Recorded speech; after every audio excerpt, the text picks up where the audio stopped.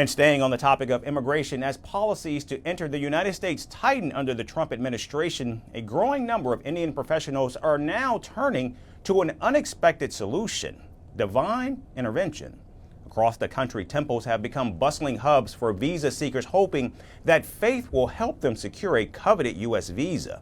From abstaining from meat and alcohol to chanting special hymns, for many devotees, it's a gamble worth taking. Our next report has more.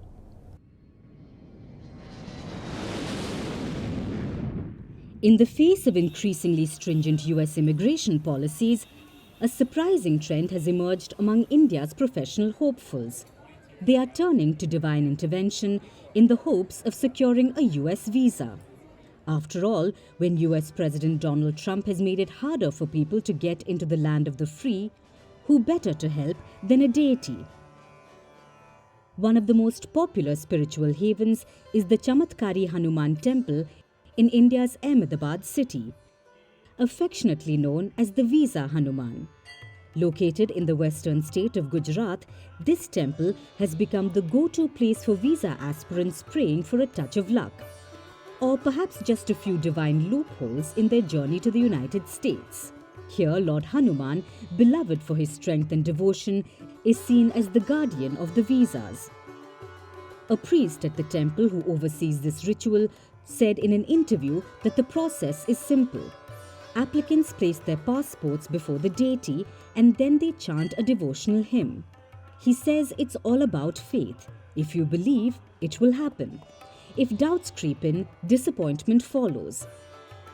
The priest claims that he has witnessed a number of last-minute approvals, sometimes just hours after performing these rituals. It's not just the locals in Gujarat flocking to Lord Hanuman for help. Visa seekers from all over India, each with a prayer and passport in hand, are making pilgrimages to the temple. They are all convinced of its magical power. For these hopefuls, emigration to the US is more than just a career move, it's a status symbol, even if President Trump's administration has made it a little harder to get a foot in the door.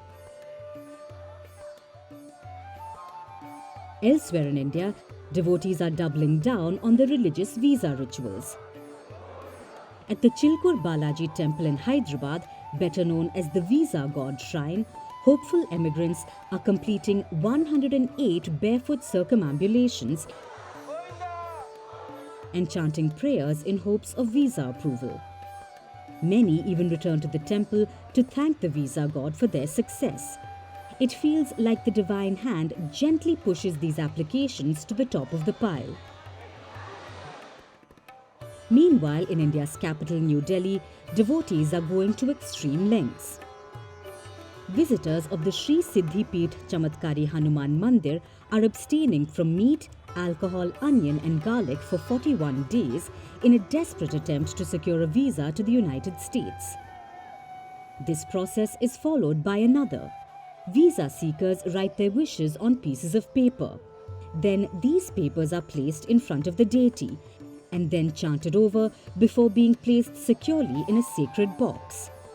The priest of the New Delhi temple says that many come to the temple in a very disturbed state of mind. Some even consider this as their last resort.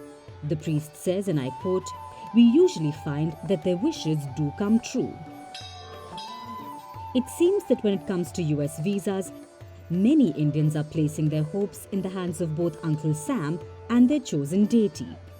Whether it's a miracle or coincidence remains to be seen. But one thing's for sure, when it comes to securing a US visa, no prayer is too big and no temple too small. We're calling the show Vantage. We hope you like what we've put together for you.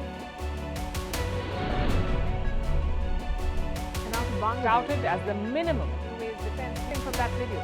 India's neighbors were the first to send the special edition of Vantage live from the White House throughout this week. Yes, Hindu Mandir in we're on our way to Tel Aviv. Measure, but it's also the perfect way to drive.